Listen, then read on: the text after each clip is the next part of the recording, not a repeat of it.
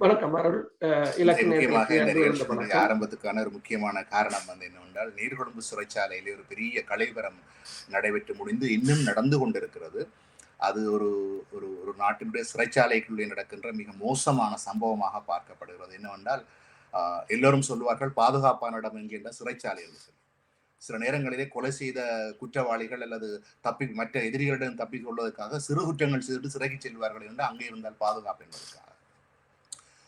பாதுகாப்பாக இருக்க வேண்டிய இடத்திலே, பாதுகாப்பாக குற்றவாளிகளை வைக்க வேண்டிய இடத்திலேயே குற்றம் நடந்து கிட்டத்தட்ட 26 பேர் இதிலே இறந்திருப்பதாக செய்தி வந்திருக்கிறது. அதிலே 6 பேர் சிறை காவலர்கள் என்பதும் தெரிய வந்திருக்கிறது.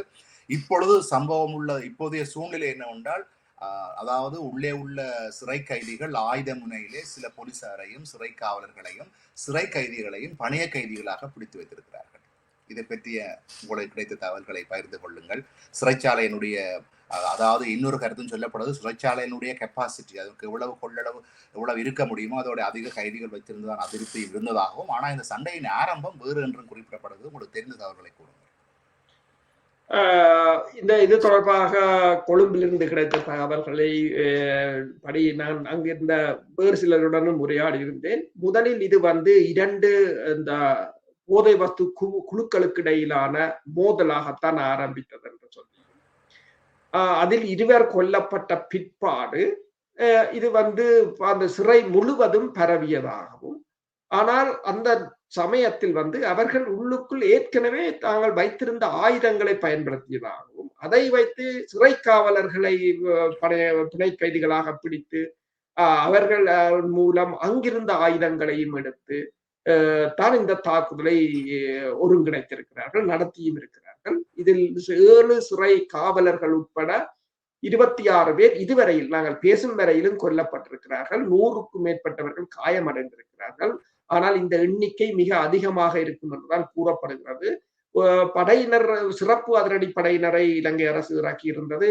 அது மட்டுமல்லாது உலங்கு வானூர்திகளை கூட இலங்கை அரசு பயன்படுத்தி இருந்தது. ஆரம்பத்தில் இலங்கை அரசு இதனை மிகப்பெரிய இவ்வளவு தூரத்துக்கு இதை எதிர்பார்க்கவில்லை. ஒரு சிறிய கலவரமாகத்தான் அவர்கள் இருந்து விட்டார்கள்.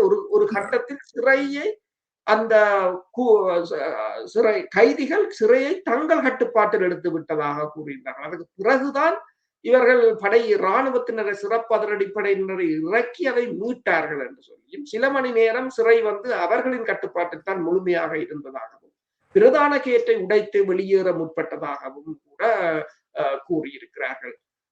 சிறைக்குள் இருந்த ஆயுதங்களையும் அவர்கள் உடைத்தெடுத்திருக்கிறார்கள். மற்றது இதில் பெருமளவானவர்கள் ஈடுபட்டவர்கள் போதை வஸ்து குழுவை, அண்டர்வேர்ல்ட் குழு, அதாவது பாதாள உலக குழு என்று கூறுவது, அவர்களுக்கு இந்த ஆயுதங்களை பயன்படுத்துவது, ஆயுதங்களை கையாள்வது எல்லாம் அவர்கள் அதற்காக பயிற்சி எடுத்தவர்கள், அதை பயன்படுத்தியவர்கள் என்னும் போது அவர்கள் அதை கொண்டு தாக்குதலை நடத்துவது அவர்களுக்கு இலகுவாக இருக்கும். ஆனால் இதை இன்னொரு சாரார் கூறுகிறார்கள் என்னென்று சொன்னால், இப்போது இலங்கையில் ஏற்படுகின்ற தொடர் கைதுகள், படைத்துறை ரீதியாக, இப்ப கடற்படை தளபதியாக இருக்கலாம், இராணுவத்தின் புலனாய்வுத்துறையின் தலைவராக இருக்கலாம், மஹிந்த ராஜபக்ஷவின் குழுவாக இருக்கலாம், இவர்கள் மீதான தொடரான கைதுகளை திசை திருப்பும் முகமாக இந்த மஹிந்த ராஜபக்ஷ அந்த ராஜபக்ஷ குடும்பத்தினருக்கும் பாதாள உலக குழுவினர்களுக்குமான உறவுகள் நெருக்கமாக இருக்கின்றன. பாதாள உலக குழுவில அண்மையில் கூட உங்களுக்கு தெரியும், கிளப் வசந்தா ஒருவரை சுட்டுக் கொண்டிருந்தார்கள்.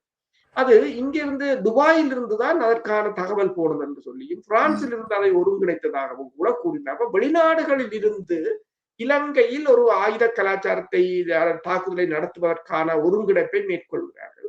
மஹிந்த ராஜபக்ஷ குடும்பத்திற்கும் அதிகளவான சொத்துக்கள் எல்லாம் வெளியில், துபாயில் கூட பெருமளவான முதலீடுகள் இருக்கு என்று கூறுகிறார்கள். அவர்கள் உள்ளுக்குள் ஒரு கலவரத்தை தூண்டி இந்த அரசுக்கு ஒரு நெருக்கடியை கொடுத்து, இன்று இலங்கையின் சிறை சாலைகள் துறை அமைச்சர் கூறியிருக்கின்றார், தான் இதற்கு பொறுப்பேற்கிறேன் என்று கூறியிருக்கின்றார். சிறைச்சாலைகளின் சுமூகமான செயற்பாட்டை இது முற்றாக முடக்கி இருப்பதாக கூறியிருக்கிறார்கள். இப்ப கிட்டத்தட்ட நீர்கொழும்பு சிறையிலிருந்து 700 கைதிகளை இப்போது வேறு போகம்பர சிறை உட்பட பல்வேறு சிறைகளுக்கு மாற்றுவதாக கூட கூறியிருக்கிறார்கள்.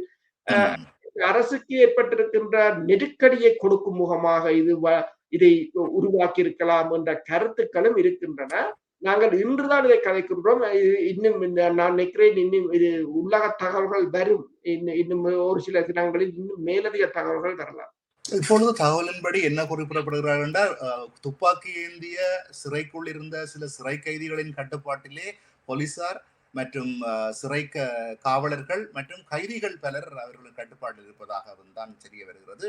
ஒரு தகவல் நான் அறிந்த தகவல் வரை என்ன கூறுகிறது என்றால் 2 பேர் அதற்குள்ளே தகவல் வழங்கும் உளவாளிகளாக சிறை வட்டாரத்தினாலா அல்லது பாதுகாப்பு அமைச்சினாலா தெரியவில்லை.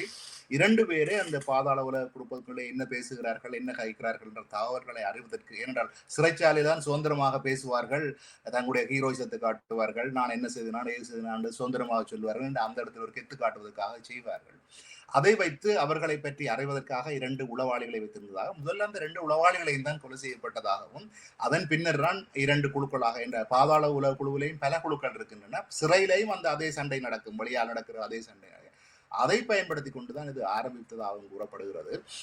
இது எப்படி ஒப்பிடுகிறார் என்றால், வெளிக்கடை சிறையிலே இப்படி ஒரு தடவை கைதிகள் போராட்டம் நடத்தின பொழுது, அப்பொழுது கோத்தபாய ராஜபக்ஷ அவர்கள் ஜனாதிபதியாக இருந்த காலப்பகுதியிலே சுடுமாறு உத்தரவிட்டது. யார் உத்தரவிட்டது இன்னும் கேள்வி இருக்கிறது.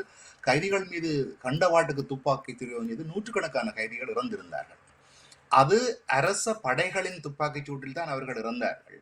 ஆனால் இங்கே நடந்த சம்பவத்தை பார்க்கிற பொழுது சிறைச்சாலையிலே இருக்கின்ற ஆயுதங்களை அவர்கள் கைதில் எடுத்து கட்டுப்பாட்டுகள் கொண்டு வந்திருக்கிறார்கள்.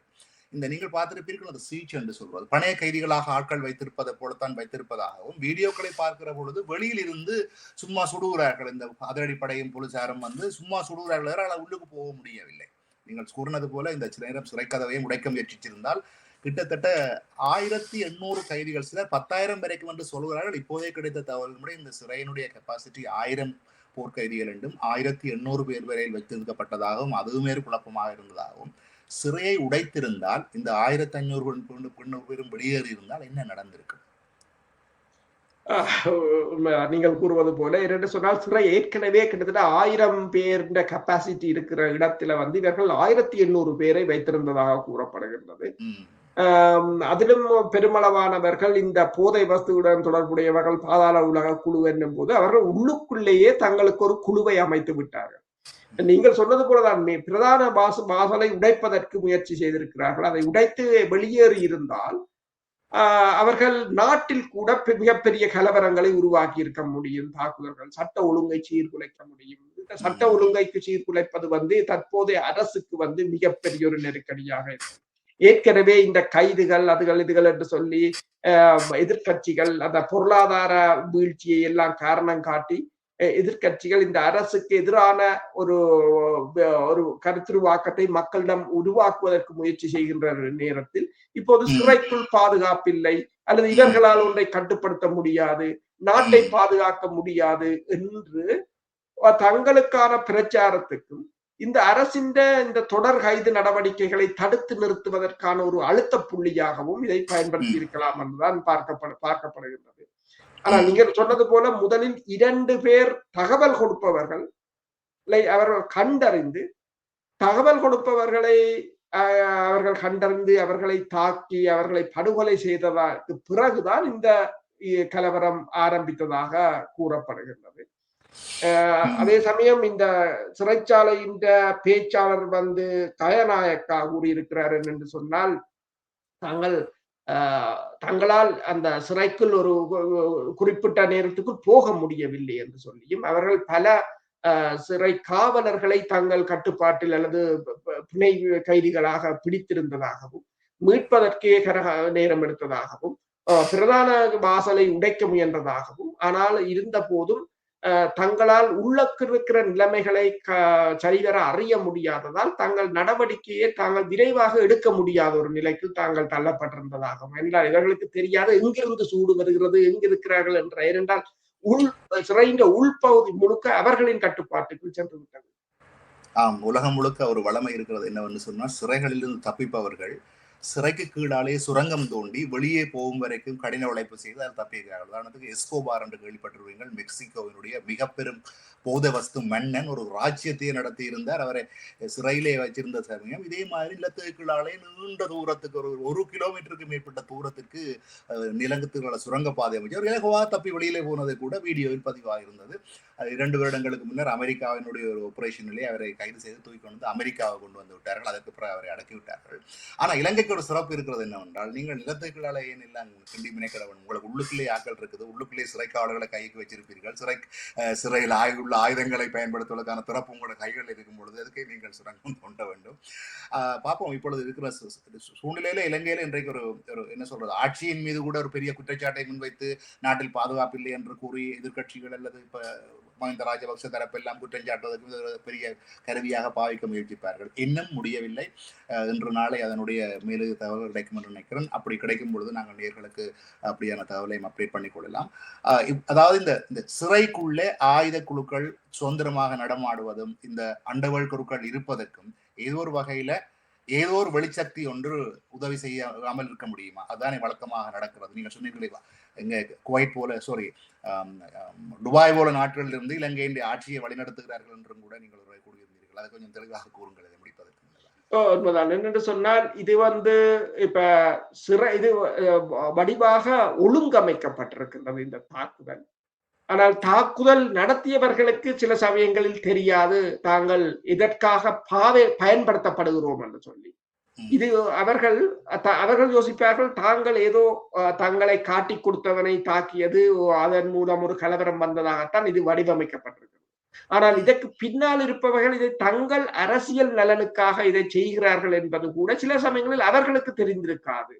ஆனால் நீங்கள் சொன்னது போல இது உள்ளுக்குள் திட்டமிடப்பட்டு இந்த உளவு பெரிய ஒரு தாக்குதல். என்னென்றால் ஸ்ரீலங்கா வரலாற்றில் இது பல வெளிக்கடை சிறையில் இடம்பெற்ற கலவரங்கள், வெவ்வேறு கலவரங்கள் இருந்தாலும் இதுவும் ஒரு மிகப்பெரிய ஒரு கலவரமாகத்தான் இப்போது பதிவு செய்யப்பட்டிருக்கிறது.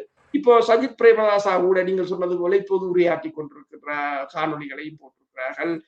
பல்வேறு கட்சிகள், இனி எதிர்கட்சிகளுக்கு இது ஒரு நல்ல ஒரு வாய்ப்பாக அமையும். ஏனென்று சொன்னால், இந்த உயிர்த்த ஞாயிறு தாக்குதலை கோத்தபாய ராஜபக்ஷ எப்படி நியாயப்படுத்தினார் என்று சொன்னால், மஹிந்த ராஜபக்ஷ இருந்த போது விடுதலை புலிகளை முற்றாக அழித்து நாட்டில் ஒரு அமைதியை கொண்டு வந்தார். இப்போது இவர்கள் வந்த பிற்பாடு மீண்டும் குண்டு வெடிக்கிறது என்ற ஒரு பிரச்சாரம் தான் அவர்களுக்கு கை கொடுத்தது. அப்ப அதை அடக்க வேண்டும், மீண்டும் ஒரு அமைதியை கொண்டு வர வேண்டும் என்றால் நாங்கள் வர வேண்டும் என்று மக்களை இப்ப அதே ஒரு பேட்டர்னுக்கு தான் போகிறார்கள் என்று சொன்னால், ஓகே, இவர்கள் வந்தார்கள், இப்போது மீண்டும் பாதாள உலக குழுக்கள், இந்த குழுக்கள் என்ற கலவரம் வெடித்திருக்கின்றது, அதை கூட இந்த அரசால் அடக்க முடியவில்லை என்று சொன்னால் மிகப்பெரிய தாக்குதல்களை இவர்களால் என்ன செய்ய முடியும் என்ற ஒரு நிலைமைக்கு இந்த அரசை கொண்டு வருவதற்கான ஒரு முயற்சி. இதுக்கு நீங்கள் சொன்னது போல, இப்ப நான் கூறியது போல, இப்ப கிளப் வசந்தாண்ட தாக்குதல் கூட தாக்குதலாளி வெளிநாட்டில் தான் இருந்தார். அவருக்கு அங்கிருந்தவர்களுக்கு தாக்குதலை ஒருங்கிணைத்தவர், இங்கிருந்தவர்களுக்கு உத்தரவு மட்டும் வழங்கப்பட்டது. அவர்கள் அதுல பயன்படுத்திய துப்பாக்கியை நீங்கள் பாத்துக்கலாம், T56 தான் பயன்படுத்தி இருந்தார்கள். தாராளமாக அது அங்கு கிடைக்கின்றது. ஏனென்றால் பனாங்குட ராணுவ முகாமில் இருந்து கூட 500க்கும் மேற்பட்ட T56 துப்பாக்கிகள் காணாமல் போயிடும். காணாமல் போனது என்று இல்லை, வித்திருக்கிறார்கள் என்று சொன்னால் பிளாக்ல வித்திருக்கிறார்கள். அதாவது இந்த ராணுவத்திலிருந்து தப்பியோடியவர்களின் எண்ணிக்கையே 10,000. இன்னும் அவர்கள் சரணடையவோ அல்லது கைது செய்யப்படவோ இல்லை. அவர்கள் வெறுமை தப்பியோடவில்லை, ஆயுதங்களுடன் தான் தப்பியோடினார்கள். இலங்கை முழுவதும் போதிய அளவு ஆயுதங்கள் எங்கே வேணுமென்றாலும் நீங்கள் ஒரு 50,000 ரூபா 1,00,000 ரூபா கொடுத்தா கூட ஆயுதம் வாங்கும் அளவுக்கு T56 AK-47 உட்பட எல்லாம் இருக்கின்றன. இது யுத்தத்தினுடைய ஒரு பின்விளைவு. எப்படி தமிழர் பகுதிகளில் யுத்தத்துக்கு பிறகு இந்த வன்முறை கலாச்சாரம், போதவஸ்து கலாச்சாரம், அடிபுடி வாழ்வெட்டு கலாச்சாரம் மாதிரி இவர்களுக்கும் கையிலே ஆயுதத்தையும் ஆமியிலிருந்து தப்பி ஓடினவனுக்கும் வேற வழி இல்லை. அவனால நியாயமா பிழைக்க முடியாது. களவு கொள்ள போதவஸ்தில தான் அவர்களோட வியாபாரம். அதனால தான் இவர்களுக்கு அந்த போதவஸ்து கும்பலை கட்டுப்படுத்துவதோ அல்ல சிறைக்குள் கூட அவர்களுடைய ஆட்சி நடப்பதை கட்டுப்படுத்த முடிவதில்லை. பார்ப்போம் நாங்கள் என்ன நாளைய நிகழ்விலே பார்ப்போம் என்ன அப்டேட் இருக்கிறது. சிறைக்காவலர்களால் மீட்கப்பட்டார்களா? இலங்கை அரசாங்கம் அதிரடிப்படை பெயர் பெற்றது. பெரிய முக்கியமான சண்டைகள் எல்லாம் வந்து முன்னே நின்று ஒரு உலக அளவிலே பெயர் பெற்றவர்கள். நாங்கள் எதிரிகள் என்றாலும் நான் சொன்னேன் அங்கீகரிக்க வேண்டும் என்று சொல்லி கேரளா தாக்குதல் அல்ல இப்படியான தாக்குதல்களை முறியடிப்பதில் அவர் சிறகு பயிற்சி பெற்ற அதிரடிப்படையினர் தான். ஆனால் அவர் சிறையை இன்னும் கட்டுப்பாட்டுகளில் கொண்டு வர முடியாமல் இருக்கிறார்கள் என்பதுதான் நகைப்புக்குரியது. அடுத்த செய்தி என்ன கிடைக்கிறது என்பவரை இன்றைக்கு இந்த நிகழ்வை நாங்கள் நிகழ்வு செய்துகிறோம். இன்னொரு நிகழ்வில் உங்கள் அனைவரையும் சந்திக்கும் வரை உங்களிடம் விடைபெறுகின்றோம். நன்றி, வணக்கம். நன்றி, வணக்கம்.